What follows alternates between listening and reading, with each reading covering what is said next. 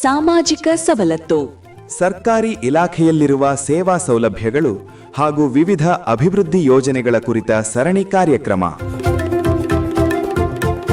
ಪ್ರತಿ ಮಂಗಳವಾರ ಬೆಳಿಗ್ಗೆ 10:20ಕ್ಕೆ ಹಾಗೂ ಮರುಪ್ರಸಾರ ಗುರುವಾರ ಸಂಜೆ 6:50ಕ್ಕೆ. ತಪ್ಪದೆ ಕೇಳಿ ನಿಮ್ಮ ನೆಚ್ಚಿನ ಜನಧ್ವನಿ ಸಮುದಾಯ ಬಾನುಲಿಯಲ್ಲಿ.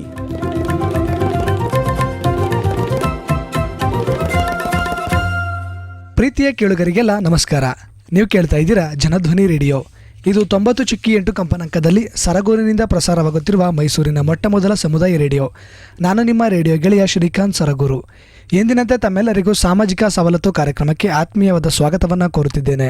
ಪ್ರಿಯ ಕೇಳುಗರೆ, ಇಂದಿನ ಸಾಮಾಜಿಕ ಸವಲತ್ತು ಕಾರ್ಯಕ್ರಮದಲ್ಲಿ ಜುಲೈ 1, 2026 ಅನುಷ್ಠಾನಕ್ಕೆ ಬಂದಿರುವಂತಹ ವಿಕಸಿತ ಭಾರತ್ ಗ್ಯಾರಂಟಿ ಫಾರ್ ರೋಜ್ಗಾರ್ ಮತ್ತು ಆಜೀವಿಕ ಮಿಷನ್ ಗ್ರಾಮೀಣ ಇದರ ಕುರಿತು ಈ ಸಾಲಿನ ಕಾರ್ಯಚಟುವಟಿಕೆಗಳಾಗಿರ್ಬೋದು, ಸೇವಾ ಸೌಲಭ್ಯಗಳಾಗಿರ್ಬೋದು, ಜೊತೆಗೆ ನರೇಗಾಯಿಂದ ಈ VBG ರಾಮ್ಜಿ ಕಾಯ್ದೆಯ ಪರಿವರ್ತನೆ ನಂತರ ಏನೆಲ್ಲ ಬದಲಾವಣೆಗಳಾಗಿದೆ ಅನ್ನೋದ್ರ ಕುರಿತು ಸಾಕಷ್ಟು ವಿಚಾರಗಳನ್ನು ಹಾಗೂ ಸೇವಾ ಸೌಲಭ್ಯಗಳ ಮಾಹಿತಿಯನ್ನು ಹಂಚಿಕೊಳ್ಳಲು ಈ ದಿನದ ಸಾಮಾಜಿಕ ಸವಲತ್ತು ಕಾರ್ಯಕ್ರಮದಲ್ಲಿ ನಮ್ಮ ಜೊತೆ ಇದ್ದಾರೆ ಶ್ರೀಯುತ ಮಹಾದೇವಸ್ವಾಮಿ ಸೀರವರು, ಸಹಾಯಕ ನಿರ್ದೇಶಕರು, ತಾಲೂಕು ಪಂಚಾಯಿತಿ ಸರಗೂರು ತಾಲೂಕು. ಬನ್ನಿ ಅವರನ್ನ ಕಾರ್ಯಕ್ರಮಕ್ಕೆ ಸ್ವಾಗತಿಸಿ ಈ ಎಲ್ಲ ವಿಚಾರಗಳ ಕುರಿತು ಒಂದಿಷ್ಟು ಚರ್ಚೆಯೊಂದಿಗೆ ಮತ್ತಷ್ಟು ಮಾಹಿತಿಯನ್ನು ತಿಳಿದು ಬರೋಣ.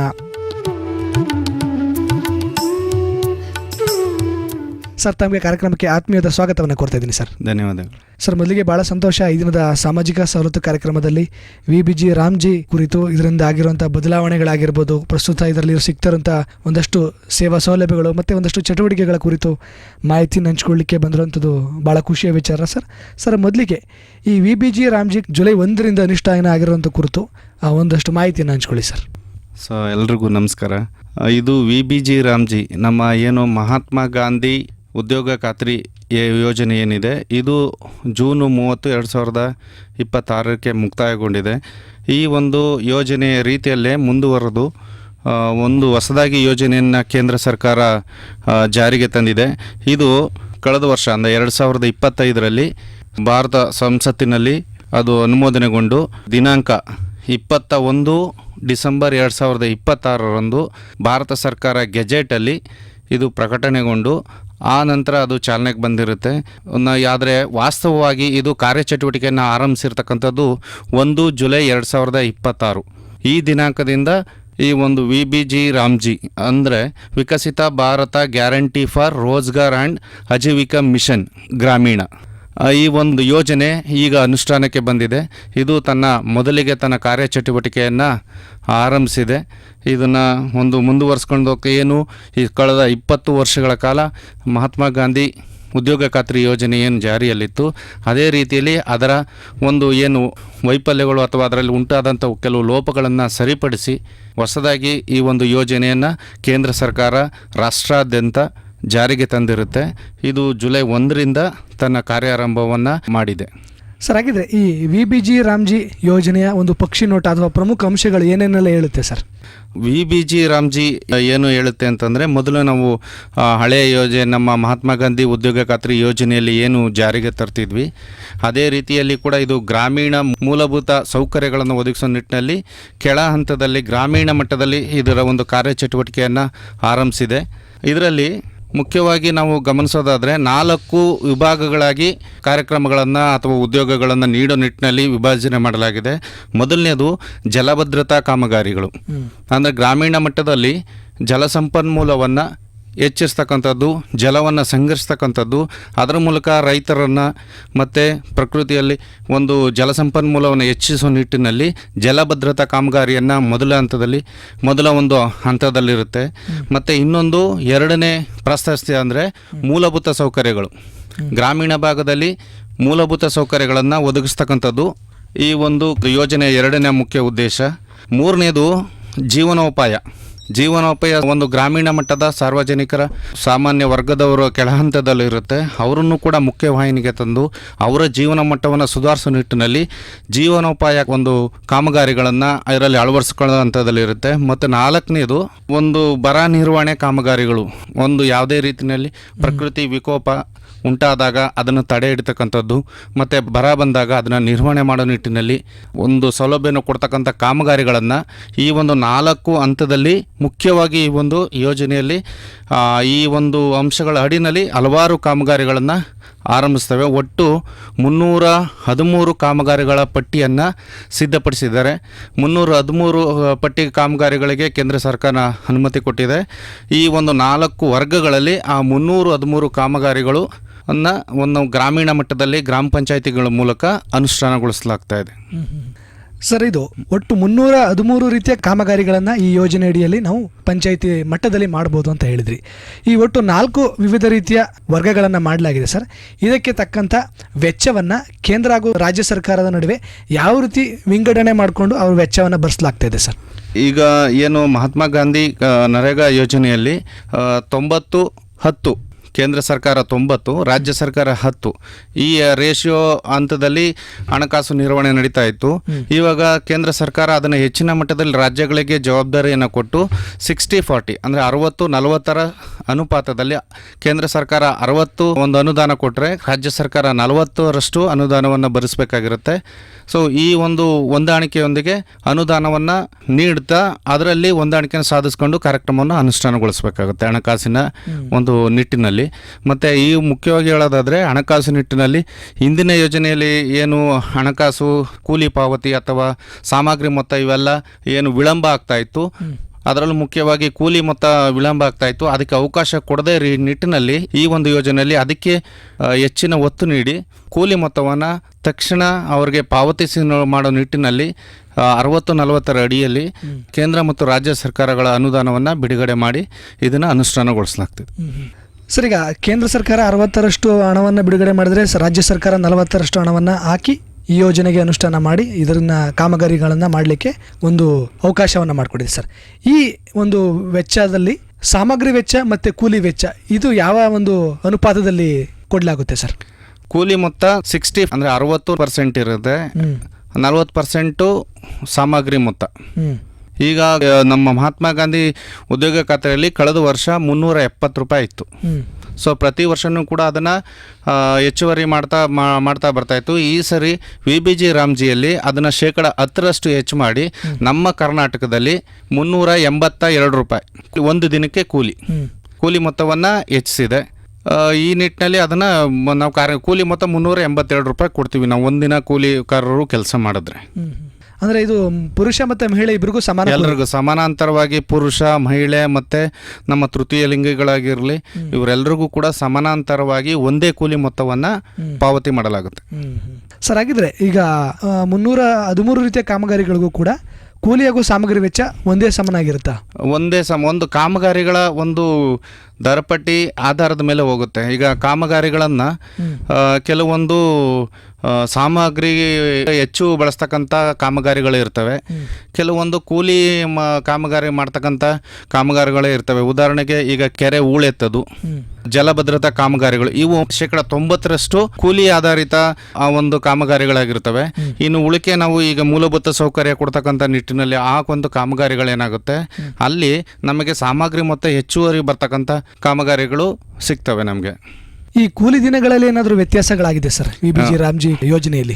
ಕೂಲಿ ದಿನಗಳನ್ನು ಈಗ ಮೊದಲು ಒಂದು ಉದ್ಯೋಗ ಏನು ಚೀಟಿ ಇತ್ತು ಅದಕ್ಕೆ 100 ದಿನಗಳ ಒಂದು ಕೂಲಿಯನ್ನು ಒದಗಿಸ್ತಾ ಇದ್ವಿ.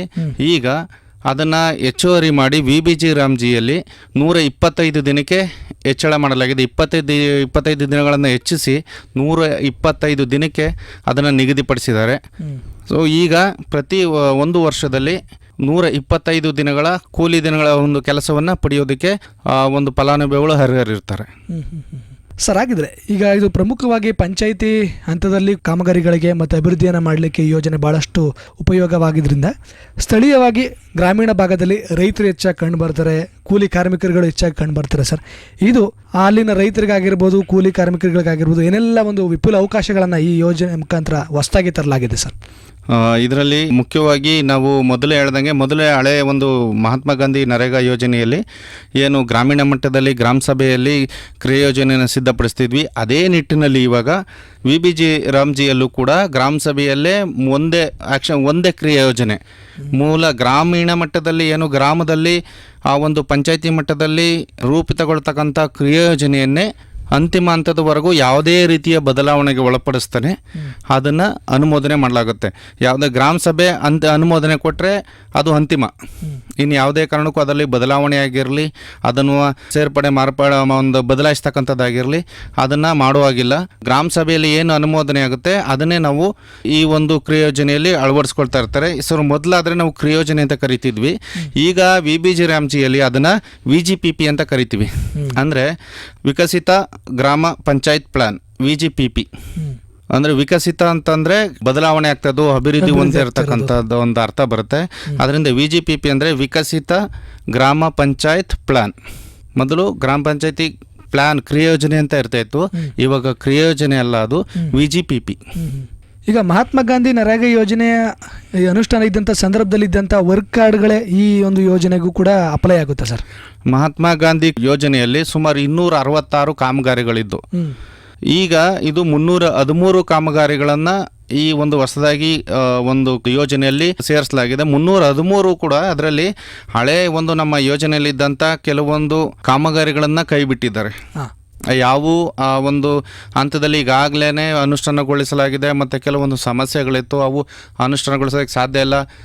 ಒಂದು ದೂರುಗಳು ಹೆಚ್ಚಾಗಿ ಕಂಡು ಬರ್ತಿತ್ತು. ಆ ಲೋಪಗಳಾಗಿರ್ತಕ್ಕಂಥ ಕಾಮಗಾರಿಗಳನ್ನು ಕೆಲವೊಂದು ಬೆರಳೆಣಿಕಷ್ಟು ಕಾಮಗಾರಿಗಳನ್ನು ಕೈಬಿಟ್ಟು ಇನ್ನು ಉಳಿದಂಥ ಕಾಮಗಾರಿಗಳನ್ನು ಕೂಡ ಅಲ್ಲಿರ್ತಕ್ಕಂಥ ಕಾಮಗಾರಿ ತೆಗೆದುಕೊಂಡು ಹೆಚ್ಚುವರಿಯಾಗಿ ಇನ್ನೊಂದಷ್ಟು ಈ ಪ್ರಕೃತಿ ವಿಕೋಪವನ್ನು, ಬರ ನಿರ್ವಹಣೆ ಕಾಮಗಾರಿಗಳನ್ನು ಇವನ್ನ ಹೆಚ್ಚಾಗಿ ಸೇರ್ಪಡೆ ಮಾಡಿ ಮತ್ತು ಮೊದಲೇ ಹೇಳ್ದಂಗೆ ಜಲಭದ್ರತೆಯಲ್ಲಿ ಒದಗಿಸ್ತಕ್ಕಂಥ ಜಲಸಂಪನ್ಮೂಲ ಹೆಚ್ಚಿಸುವ ನಿಟ್ಟಿನಲ್ಲಿ ಇನ್ನೂ ಹಲವು ಕಾಮಗಾರಿಗಳನ್ನು ಸೇರಿಸಿ ಒಟ್ಟು 313 ಕಾಮಗಾರಿಗಳ ಪಟ್ಟಿಯನ್ನು ಕೇಂದ್ರ ಸರ್ಕಾರ ನೀಡಿದೆ. ಸರ್, ಹಾಗಿದ್ರೆ ಪ್ರಸ್ತುತ ಈ VBG ರಾಮ್ಜಿ ಯೋಜನೆ ಸ್ಥಳೀಯ ಕಾರ್ಮಿಕರಿಗಾಗಿರ್ಬೋದು ಅಥವಾ ರೈತರಿಗಾಗಿರ್ಬೋದು ಯಾವ ರೀತಿಯಾದಂಥ ಹಕ್ಕು ಭದ್ರತೆಗಳನ್ನು ಒದಗಿಸ್ತಾ ಇದೆ ಸರ್?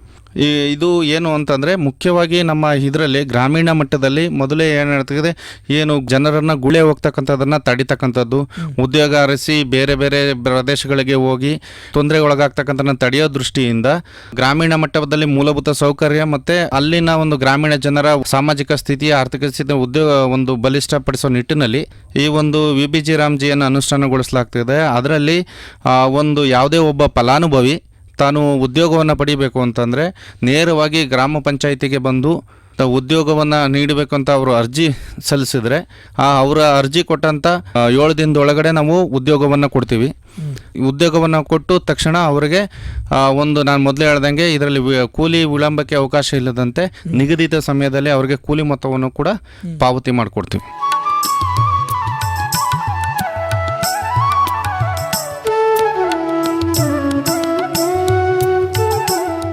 ಸರ್, ಹಾಗಿದ್ರೆ ಅರ್ಜಿ ಸಲ್ಲಿಸುವಂಥ ಪ್ರಕ್ರಿಯೆ ಆಗಿರ್ಬೋದು, ಅಗತ್ಯ ದಾಖಲಾತಿಗಳೆಲ್ಲ ಏನೇನು ಬೇಕಾಗುತ್ತೆ ಸರ್? ಇದು ಈಗ ಸದ್ಯದಕ್ಕೆ ಒಂದು ಯೋಜನೆಯ ಒಂದು ಕೆಲವೊಂದು ಆದೇಶಗಳ ಅನುಸಾರ ಇನ್ನೂ ಕೆಲವೊಂದು ಯೋಜನೆಗಳ ಆದೇಶಗಳು ಮಾರ್ಪಾಡಾಗಿ ಒಂದು ಬರ್ತಾ ಇದೆ.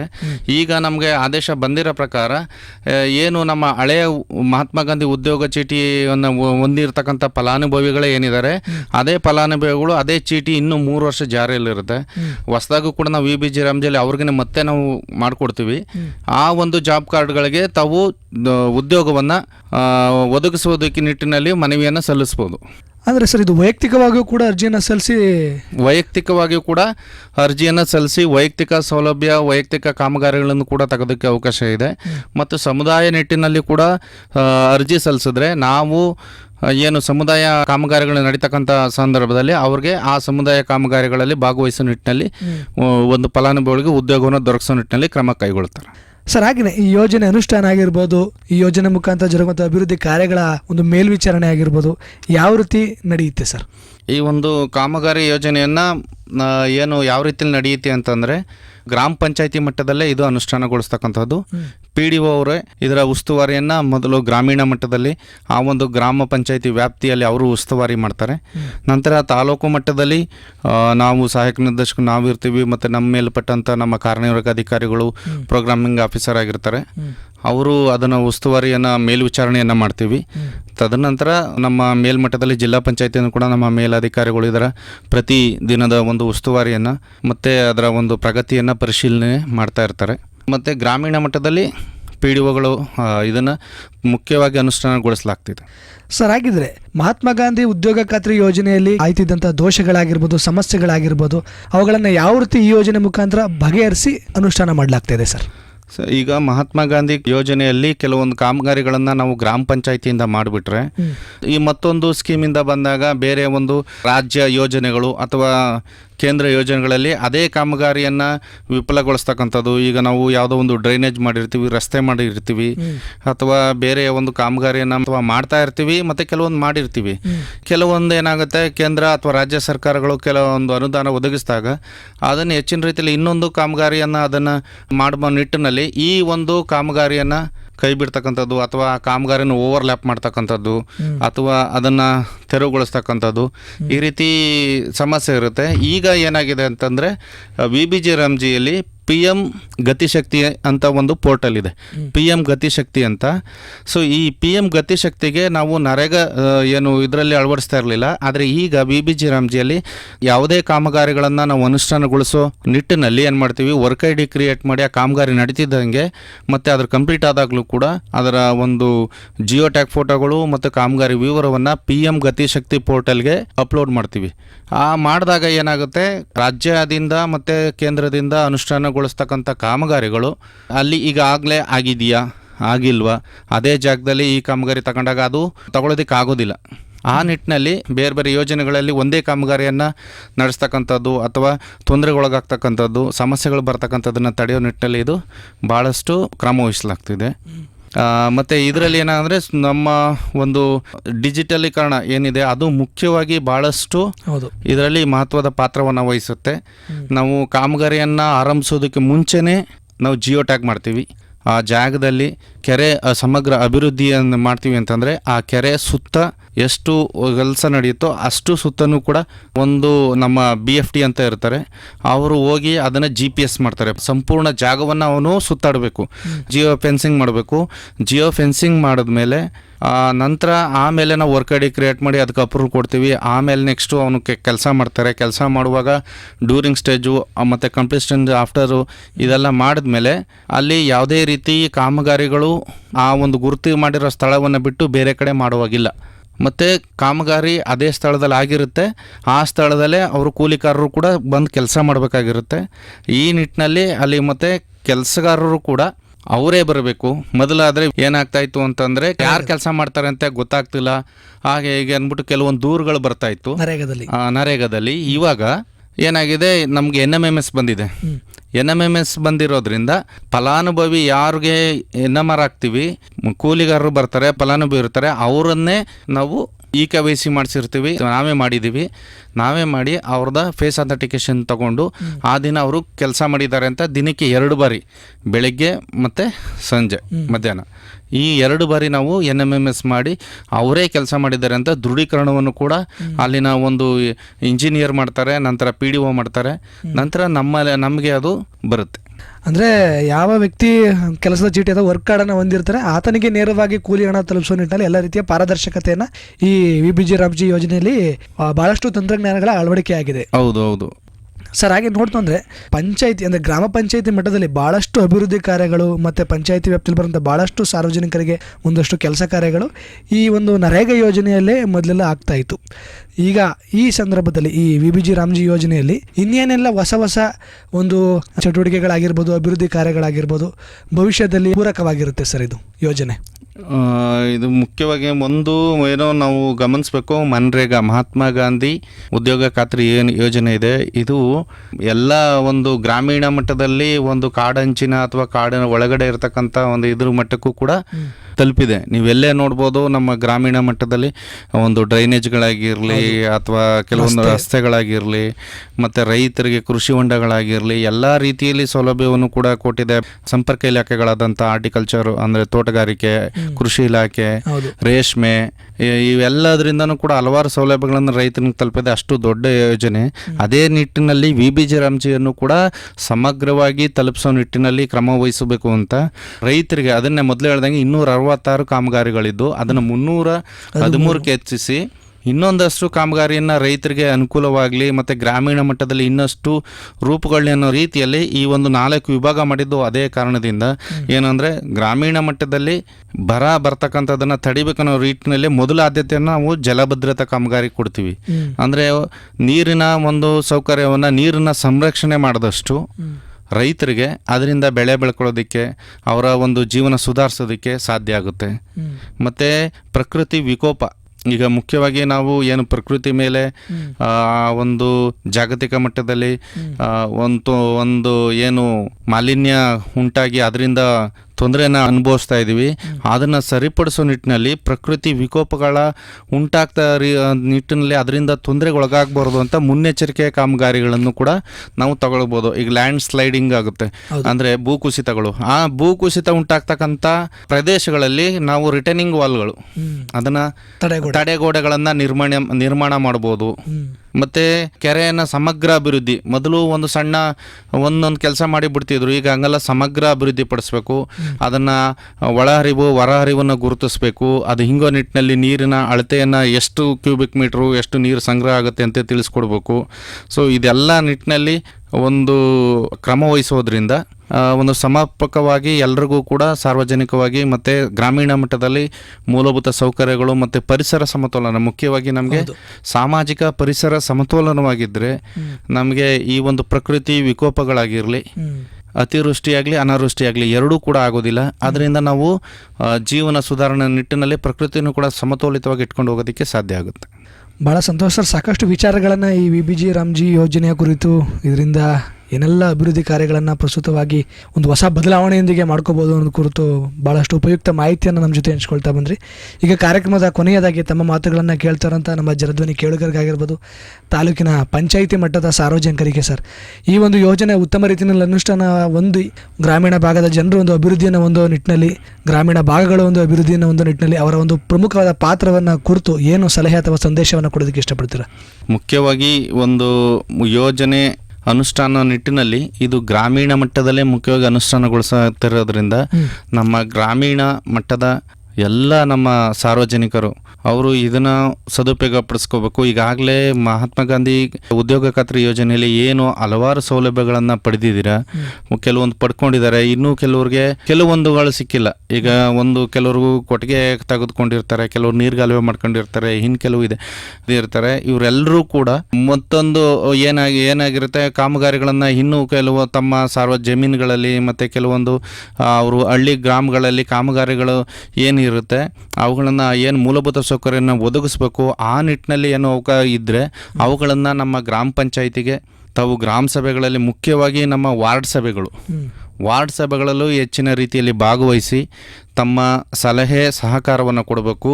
ಮತ್ತು ಗ್ರಾಮ ಸಭೆಯಲ್ಲೂ ಕೂಡ ಹೆಚ್ಚಿನ ರೀತಿಯಲ್ಲಿ ತಾವು ಭಾಗವಹಿಸಿದ್ರೆ ಇದು ಒನ್ ಪ್ಲ್ಯಾನ್, ಅಂದರೆ ಒಂದೇ ಕ್ರಿಯೋಜನೆ. ನೀವು ಏನು ಗ್ರಾಮ ಸಭೆಯಲ್ಲಿ ರಚನೆ ಮಾಡ್ತೀರಾ, ಗ್ರಾಮ ಸಭೆಯಲ್ಲಿ ರಚನೆ ಆಗುತ್ತೆ ಈ ಒಂದು VGPP, ವಿಕಸಿತ ಗ್ರಾಮ ಪಂಚಾಯತ್ ಪ್ಲ್ಯಾನ್ ಏನಿದೆ, ಇದು ನಿಮ್ಮ ಪಂಚಾಯಿತಿಯ, ನಿಮ್ಮ ಗ್ರಾಮದ ಒಂದು ಸರ್ವತೋಮುಖ ಅಭಿವೃದ್ಧಿಗೆ ಪೂರಕವಾಗಿರುತ್ತೆ. ಅದರಿಂದ ಎಲ್ಲ ನಮ್ಮ ಸಾರ್ವಜನಿಕ ಬಂಧುಗಳು ಮತ್ತು ನಮ್ಮ ಗ್ರಾಮೀಣ ಜನರು ಕೂಡ ಸಹಕಾರವನ್ನು ನೀಡಿ ಪಂಚಾಯಿತಿಗೆ ತಮಗೆ ಯಾವುದೇ ರೀತಿಯ ಕೆಲಸ ಕಾರ್ಯಗಳಾಗಬೇಕು, ಇದರಲ್ಲಿ ಅಭಿವೃದ್ಧಿಯನ್ನು ಸಾಧಿಸಬೇಕು, ತಮ್ಮ ಗ್ರಾಮೀಣ ಮಟ್ಟ ಒಂದು ಜೀವನ ಮಟ್ಟವನ್ನು, ಒಂದು ಹಳ್ಳಿಗಳ ಒಂದು ಮೂಲಭೂತ ಸೌಕರ್ಯವನ್ನು ಸುಧಾರಿಸೋ ನಿಟ್ಟಿನಲ್ಲಿ ಕ್ರಮವಹಿಸೋದಕ್ಕೆ ತಾವೂ ಕೂಡ ತಮ್ಮ ಸಹಕಾರ ಬಹಳ ಮುಖ್ಯ.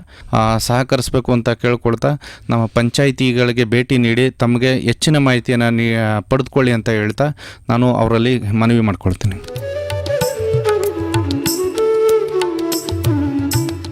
ಭಾಳ ಸಂತೋಷ ಸರ್. ಇಷ್ಟೊತ್ತು ನಮ್ಮ ಸಾಮಾಜಿಕ ಸವಲತ್ತು ಕಾರ್ಯಕ್ರಮದಲ್ಲಿ ಏನು ಜುಲೈ 1ರಿಂದ ನಮ್ಮ ಕರ್ನಾಟಕ ರಾಜ್ಯದಲ್ಲಿ ಕೇಂದ್ರ ಸರ್ಕಾರದ ಒಂದು ಮಾರ್ಗಸೂಚಿಯಂತೆ ಅನುಷ್ಠಾನಕ್ಕೆ ಬಂದಿರುವಂಥ VBG ರಾಮ್ಜಿ ಅಥವಾ Viksit Bharat guarantee for Rozgar and Ajeevika mission Gramin ಈ ಹೊಸ ರೂಪುರೇಷೆಯನ್ನು ಹೊಂದಿರುವಂಥ ಯೋಜನೆಯ ಕುರಿತು ಇದರ ಪ್ರಮುಖ ಅಂಶಗಳಾಗಿರ್ಬೋದು, ಪ್ರಸ್ತುತ ಈ ಯೋಜನೆಯಲ್ಲಿ ಏನೆಲ್ಲ ಬದಲಾವಣೆಗಳನ್ನು ತಂದು 4 ವಿವಿಧ ರೀತಿಯ ಒಂದು ಅಭಿವೃದ್ಧಿ ಕಾರ್ಯಗಳನ್ನು ಮಾಡ್ಕೊಳ್ಳೋ ನಿಟ್ಟಿನಲ್ಲಿ ಒಂದು ವ್ಯವಸ್ಥಿತವಾದ ಒಂದು ಯೋಜನೆಯನ್ನು ಮಾಡಲಾಗಿದೆ, ಏನೆಲ್ಲ ಒಂದು ಹಕ್ಕು ಹಾಗೂ ಭದ್ರತೆಗಳನ್ನು ಈ ಯೋಜನೆ ಸೃಷ್ಟಿ ಮಾಡಿಕೊಡುತ್ತೆ ಅನ್ನೋದು ಕುರಿತಾಗಿರ್ಬೋದು, ಈ ಯೋಜನೆಯಲ್ಲಿ ತಂತ್ರಜ್ಞಾನದ ಅಳವಡಿಕೆ ಆಗಿರ್ಬೋದು, ಇದರ ಒಂದು ಕಾರ್ಯ ಕೆಲಸಗಳ ಪಾರದರ್ಶಕತೆ ಆಗಿರ್ಬೋದು, ಇದರಲ್ಲಿ ಒಂದು ಸಾರ್ವಜನಿಕರ ಪಾತ್ರ ಆಗಿರ್ಬೋದು, ಒಟ್ಟಾರೆಯಾಗಿ ಈ ಯೋಜನೆಯ ಸಂಪೂರ್ಣ ಸೇವಾ ಸೌಲಭ್ಯಗಳ ಕುರಿತು ಸಂಕ್ಷಿಪ್ತ ಮಾಹಿತಿಯನ್ನು ನಮ್ಮ ಕೇಳುಗರೊಂದಿಗೆ ಹಂಚಿಕೊಂಡಿದ್ದಕ್ಕೆ, ನಮ್ಮ ಕಾರ್ಯಕ್ರಮದಲ್ಲಿ ಭಾಗಿಯಾಗಿದ್ದಕ್ಕೆ ತಮಗೆ ತುಂಬ ಹೃದಯದ ಧನ್ಯವಾದಗಳನ್ನು ತಿಳಿಸೋದಕ್ಕೆ ಇಷ್ಟಪಡ್ತೀನಿ ಸರ್. ಧನ್ಯವಾದಗಳು.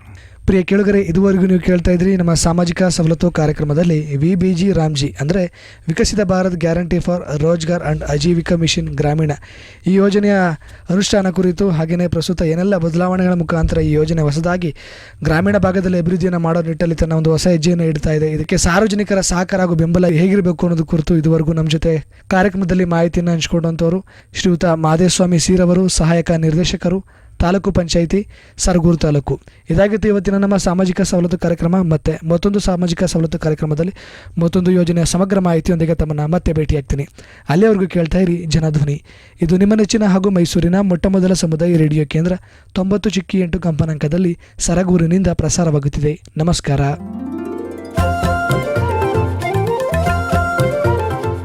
ಸಾಮಾಜಿಕ ಸವಲತ್ತು.